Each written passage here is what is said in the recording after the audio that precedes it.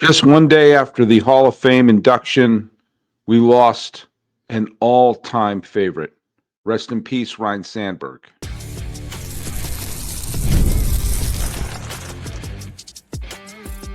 You are Locked On MLB, your daily MLB podcast. Part of the Locked On Podcast Network, your team every day.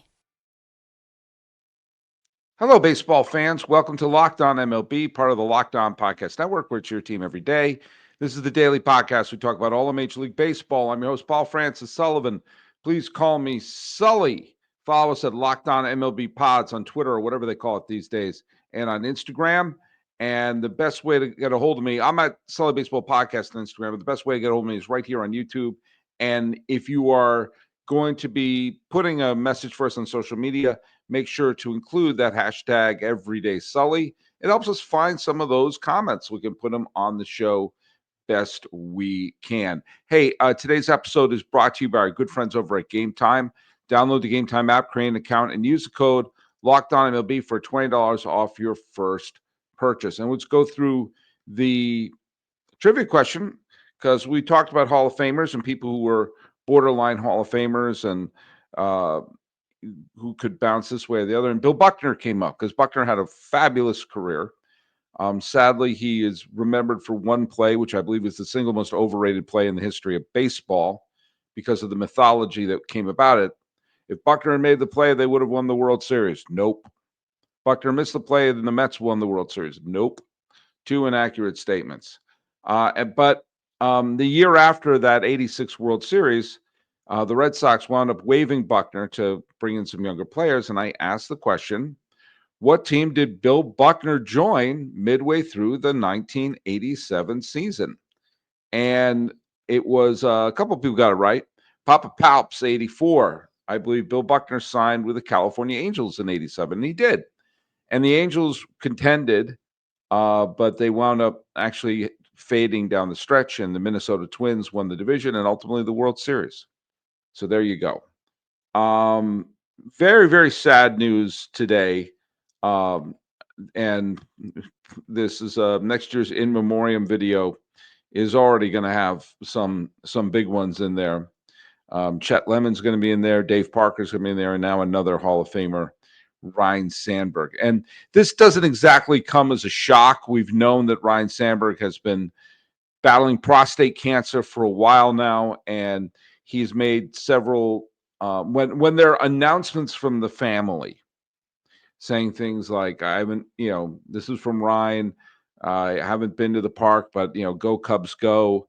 And he wasn't at the Hall of Fame ceremony over the weekend. And that's always a sign that things are not going that great. And today, as I was watching the Giants and Pirates game, I saw the announcement that Ryne Sandberg had indeed died at age 65. Just going over his career, just in terms of the hardware.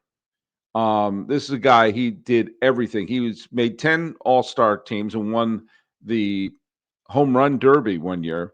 9 Gold Glove awards over the years, and 7 Silver Sluggers. There was no doubt who the best overall second baseman was when he moved from third base. He was the third baseman in 1982, his first season with the Cubs.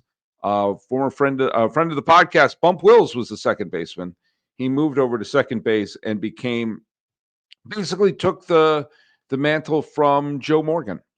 Joe Morgan for a generation was the best fielding and hitting second baseman in the National League. And then starting in 1983, no doubt about it, it was Ryne Sandberg.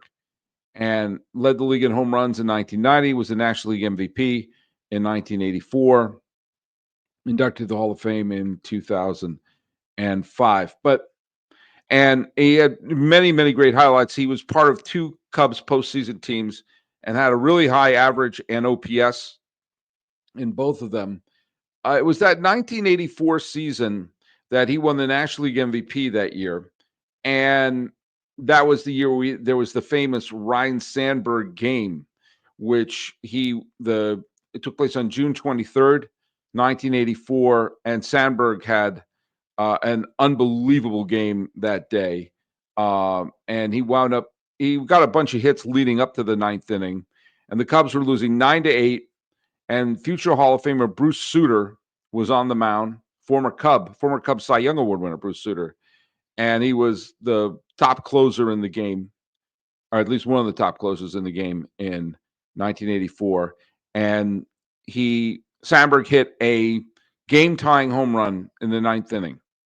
Then the Cardinals wound up taking the lead in the 10th inning, and Ryne Sandberg once again came up against Bruce Sutter, and boom, Sandberg hit another game-tying home run off of Bruce Sutter. He hit 2 game-tying home runs off of a future Hall of Fame closer in back-to-back innings, and it became known as the Sandberg game. And the amazing thing about that game is that Willie McGee hit for the cycle in that game. He hit for the cycle, and no one remembers that. That's remembered as the Sandberg game. But Ryne Sandberg holds a place in the heart of all baseball fans who are around my age, Gen Xers. That Ryne Sandberg emergence as a player came right around the same time that WGN became a national cable channel, and a lot of people started getting cable. And a lot of parts of the country didn't have a major league team of their own. And this is before the expansion that gave us Colorado and Miami and Tampa and Arizona their own teams. And there was not a team in Washington either. A lot of fans were exposed to baseball and following the Cubs through WGN. And many more also were exposed to baseball through the Turner TBS station and saw the Braves and Dale Murphy. And for people around my age, players like Dale Murphy and Ryne Sandberg sort of were the big stars of that era. And they may not have led their team to a championship, but they woke up sort of moribund franchises. Here in the Bay Area, you saw that also with Will Clark when he became a big star with the San Francisco Giants, and you saw it with Canseco with the A's as well. So if you're a Gen Xer, one of your guys, one of your big players was Ryne Sandberg. And remember, the Cubs made the postseason in 1984. That was the first time the Cubs saw a playoff series of any kind since the 1945 World Series. They had never appeared in the postseason until then. And for a lot of Chicago fans, for a lot of Cub fans, the White Sox made the playoffs the year before. For a lot of Cub fans, that was their first experience of, oh my God, we're playing in October. And that team was so just charmed and blessed. And they took the 2-0 series lead back when it was best of 5 for the NLCS. And they didn't have lights in Wrigley Field. And there was this great controversy. What's going to happen in the World Series? Are they going to play it in Comiskey Park? Are they going to play day games in the World Series at Wrigley Field? The compromise they worked out was that the Cubs lost the last 3 games and the Padres went to the World Series and they had lights. But for those Cub teams, for a franchise that, for years and years, the Cubs would draw well and their fans loved them and just, followed Joe Mantegna's wonderful theater production of Bleacher Bums to know it's not just about winning. But the idea that a Cubs team could finish in first, can even get to the playoffs, was something a lot of Cub fans didn't even think was possible. And who led them to the promised land was Ryne Sandberg. And the Cubs won yet another division in 89. And he became one of the many Cub heroes, along with Ernie Banks, along with Ferguson Jenkins, along with Andre Dawson, along with Billy Williams, along with Ron Santo, who gave their all, who left their blood on the field and couldn't win that ring. And the team couldn't win until 2016. And when they won in 2016, it just gave relief for all those wonderful players who gave it all. But for people my age, Ryne Sandberg was the Cubs. And for people who were introduced to baseball through cable television, he was one of the big stars who was there. And now he's gone. And so as the Cubs are battling for a playoff spot right now, let's just say rest in peace to one of the great players in Cubs history and one of the great infielders in baseball history, and someone who woke up a franchise whose fans thought, man, I can't believe we're actually playing in October. All right, let's hear from our good friends over at Gametime. Yeah, we've all been there. You know, we're logging on early, waiting forever to get concert tickets, seeing if they're going on sale. Only lose your spot for a show you've been dying to see. Live music should be about making memories, not dealing with the stress of ticket shopping. That's where Gametime comes in. Gametime makes getting concert tickets faster and easier than ever. Prices actually drop as it gets closer to showtime, and you could save up to 60% off with a killer last minute details. And if you're tired of endless scrolling, trying to find the best deal, Gametime Zone Deals pick the best seats in your section for you. And if you ever wonder what your view would look like before you buy, the app shows you a panoramic seat view, so there are no surprises. Take the guesswork out of buying concert and show tickets with Gametime. Download the Gametime app, create an account, and use the code LOCKEDONMLB for $20 off your first purchase. Terms apply. Again, create an account and redeem the code LOCKEDONMLB for $20 off. Download the Gametime app today. Last minute tickets, the lowest prices. Do you know what they are? I'll tell you exactly what they are. They are guaranteed. And that is Gametime.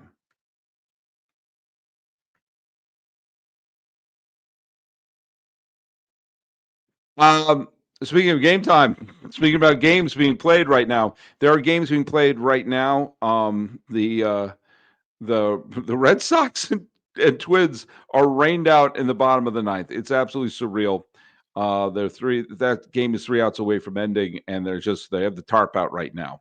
The big game today, the most impactful game today was played in Milwaukee, as the Cubs and the Brewers, the two best teams in the National League, happen to play in the same division.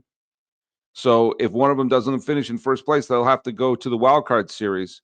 The Cubs and the Brewers are locking antlers in Milwaukee, and that first inning was not the best first inning for Mr. Mizorowski, as the Ian Happ got the 2-run single to make it 3-0 before the Brewers even came to bat. But the Brew Crew made the best of it, and the Brewers came back and they scored 4 runs in the third, another run in the fifth, another run in the sixth, 2 more in the seventh. It was not the best day for Mizorowski, but he worked. He had that bad first inning and then pitched 3 more solid innings. So naturally, that was it for him, as they're treating him like a Fabergé egg. 7 strikeouts in 4 innings. Had the rotten first inning, but didn't let up a run in the second, third, or fourth innings. He was lifted after 80 pitches. I stand by what I said before. If you aren't going to let Mizorowski go deep into games, and I get why, then have him pitch the last innings instead of the first ones. Have him come in as the headliner instead of basically treating it as an opener. I stand by that. If you're going to use this guy as a weapon, use it so he'll pile up some saves. You hold down his innings, boom. But this was a big, big game for the Milwaukee Brewers to win. Head-to-head matchups against the Chicago Cubs. These are more than just, it doesn't matter who you play. They're all wins and losses. No, these wins and losses mean more. There are games that are head-to-head with their biggest rivalry in the division. And if it comes down to tiebreakers, you got to start winning these games too. This is the possibility these two teams could be battling it out all throughout the season. And if you have Mizorowski, the new big stud in Milwaukee, not having his best game, and you still pull out the win head-to-head with Chicago, that's a big deal. Now, a lot of trades are going to be coming up over the next couple of days, as the trade deadline is going to be later on this week. And it's funny, there was a trade that was made earlier this year that seems to be having a tremendous impact on the Milwaukee Brewers. They had Aaron Civale, and he was mad that he wasn't in the starting rotation and said he wanted to be traded. And the Brewers did him wrong and sent him packing to the Chicago White Sox. Oh, you don't want to come out in the bullpen for a contender? Fine, go to the White Sox. Boom. And off they sent him to the White Sox. But here's the deal about that trade. They wound up getting Andrew Vaughn. Now, Andrew Vaughn was the number 3 overall pick in the 2019 draft. Was supposed to be the next big, huge honking star for the Chicago White Sox. And he was a big part when they won the division in 2021. He had 15 home runs as a rookie. And people thought, oh, okay, things are going to go great for him. And since then, he's been mediocre at best. Yes, he hit 21 home runs in 2023, but his production started tumbling. He basically was a replacement player. There was nothing about him that was great. And he was having a pretty crummy year. In 48 games with the White Sox, he had a negative WAR. His OPS was 531, and he looked like a Busterino. And he came to Milwaukee.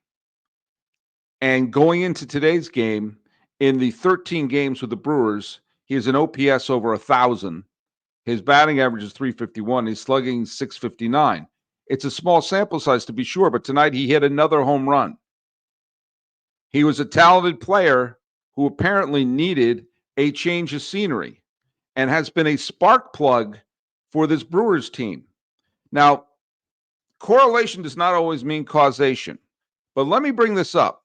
When that trade was made, Civale for Vaughn came over to the Brewers, and this was mid-June.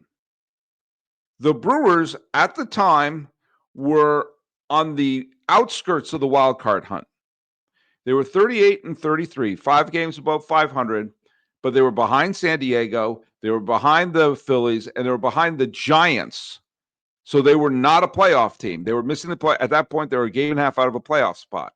And they were 4.5 games behind the Cubs in the Central Division. They looked like a potential also-ran.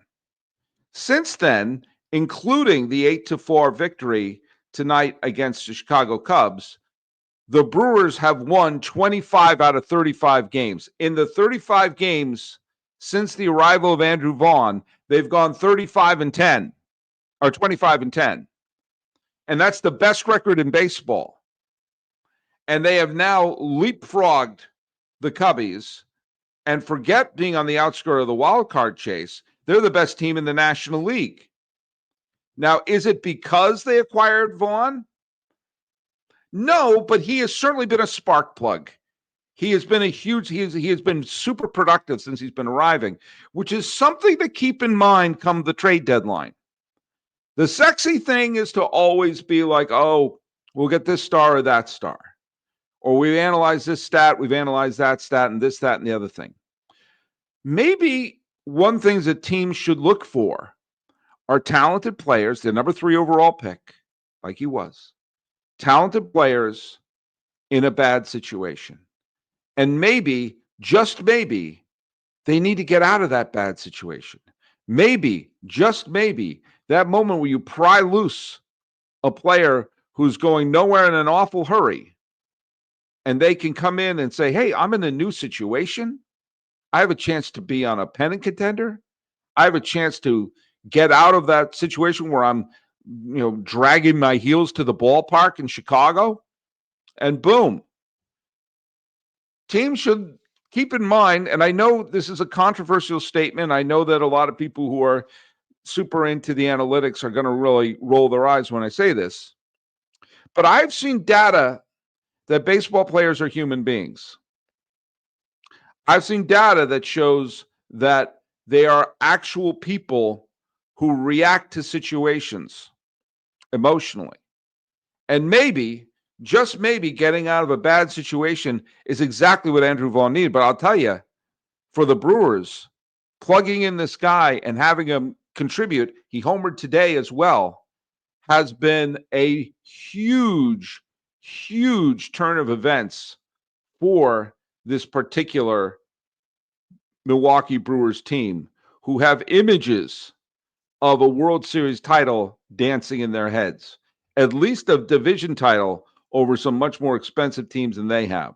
So if you're making a deal and you can't get the superstar, keep an eye on the player who everyone thought was going to be great and is currently in a bad place. All right, let's hear from our good friends over at 5 Hour Energy.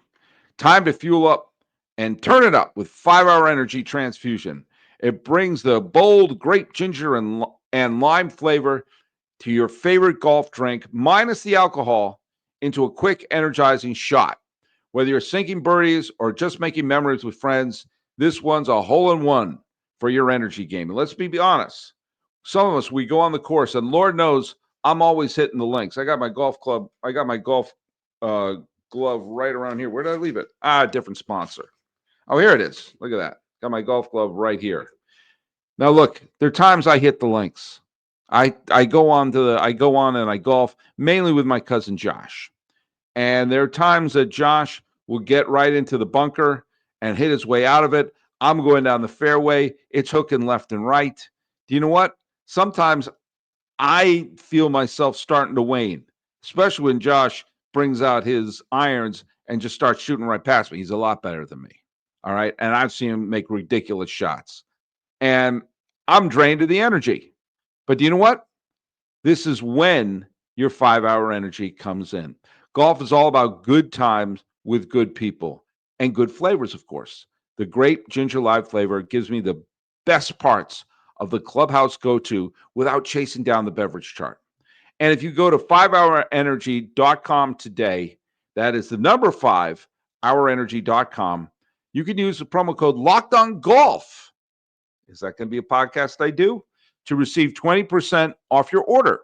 This offer is only valid until September 30th on one order and cannot be used with other promotions. The code is not good on subscription orders. Whether you're meeting up with friends or my cousin Josh, or trying to turn 18 holes into 36, like I did last weekend, get the energizing boost you need to power through. Order transfusion-flavored 5-hour energy shots today. That's 5-hour energy shots. 5, not 4.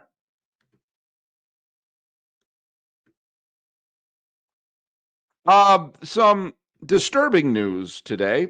Emmanuel Clase was supposed to be one of the big players who could potentially be on the move, as the Cleveland, I almost said Indians, are going to be probably making a couple of big moves and trying to maybe trade away some players, and especially when they're at the peak of their value. And Emmanuel Clase, who last year was a Cy Young contender, and this year has had a rough time of it. He has been placed on, let's say it with me, non-disciplinary administrative leave. I've been put on that before. Non-disciplinary administrative leave. Quite, and similar to his teammate, Luis Ortiz. And this is for sports betting investigation. Does not mean he's guilty yet, but it means they're investigating it, which means there's a reason for that, which means something may be happening. It may not be. It may be an accusation. Maybe something that he looked like he was doing. Maybe he just was shooting dice or playing Parcheesi. I don't know, and neither do you right now. And I'm not going to fall into the same trap that I did when I was trying to make predictions regarding Shohei Ohtani's interpreter. Let's just have this unfold the way it does, okay? I'm not going to make bold predictions, but I am going to say, and I may have no compunction saying this is a Pandora's box that baseball opened. I'm sorry. When they made the Faustian agreement to get into bed with some of these betting sites, you kind of had to expect this to happen. Now, I say this with all acknowledgement that FanDuel is one of our sponsors. And the checks have all cleared. I get that. I get that everywhere you look right now, there are places to bet. And this used to be something you couldn't do, and now you can. Rules have been relaxed. Hell, the Angels broadcast their games on something called the FanDuel Network. And of course, we had the long conversations about, Rose and after he died and everything. And I've made the point that he didn't want to get into the Hall of Fame because he continued being a martyr because he could cash in. But the whole thing was he bet on baseball while managing. It doesn't matter if you're betting on a win or lose. You don't bet on games. It's not an obscure rule. And Pete was basically put up there as the example, as well he should have been, to show no, this is a big no-no. Now, Clase, we don't know. We don't know what's happening here. It may be nothing, it may be something. But one thing you can't have in baseball is even the hint of this not being on the up and up. This is not like steroids or banging a trash can. Those are bending the reality of what you're watching as an advantage to you, as an advantage to the player. Saying, like, I'm trying to bulk myself up to hit big home runs. I'm hitting the trash can to get an advantage on that pitcher. I'm using the Apple Watches as the Red Sox did in 2018 to get an advantage. I get it. I get that those are things that are big no-nos too, but those are no-nos for you to try to win and cutting corners. The problem with gambling is it brings up the question, are you trying to win? Even if it's little micro things, as we've said on our copy, you can bet on this, you can bet on that, you can bet on ground balls. I can bet on whether or not the Philly fanatic is going to fall on his face. There's so many things you can bet on. So is this the equivalent of point shaving? Is this the equivalent of, I'll let this guy get a hit? The second you stop having the games feel like they're on the up and up, and everyone's always trying to do the right thing to win, both short-term and long-term, that's when this turns into pro wrestling. This is why the whole gambling thing was put down so hard back in the 1910s, because there was so much gambling going on. And by the way, the entire 1914 World Series and 1918 World Series, you have to look like the RCA dog at, knowing full well what happened in 1919, where the White Sox, took a dive and were paid by gamblers to not win and didn't get redeemed until they showed up as ghosts in Iowa. But there was all sorts of things that happened before that. The cue to the gamblers that the fix was in in the 1919 World Series was the first batter had to be hit by a pitch, and that meant the fix was on. Smokey Joe Wood of the Red Sox in 1912 was the best pitcher in the American League. The Red Sox were one win away from winning the World Series. Smokey Joe Wood had the ball. It was the easiest bet in the world that he was going to win. And in that game, he hit the first batter and got shelled and was taken out. I'm sorry. You have to look at that with your head cocked.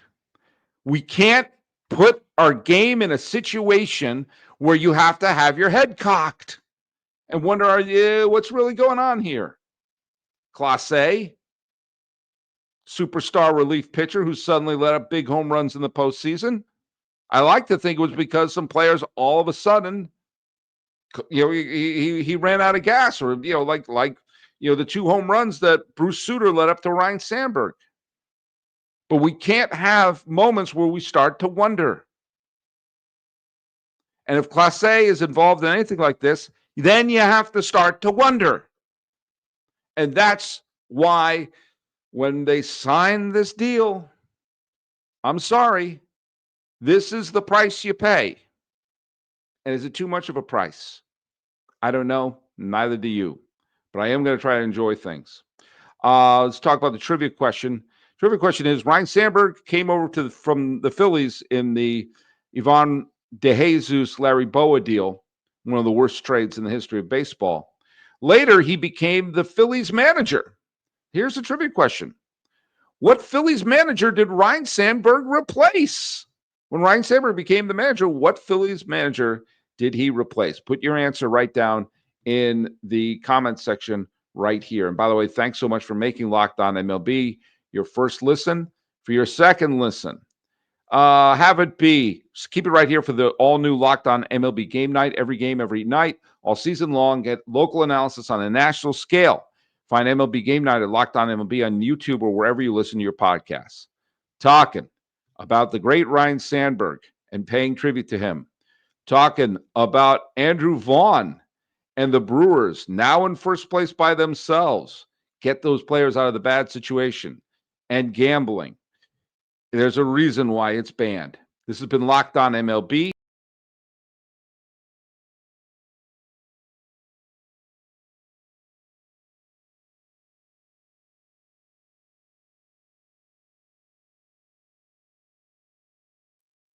I'm not even going to edit that out.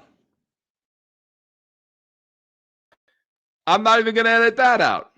We had a little bit of a technical problem at the very end as I'm ramping out. And do you know what? Heck with it.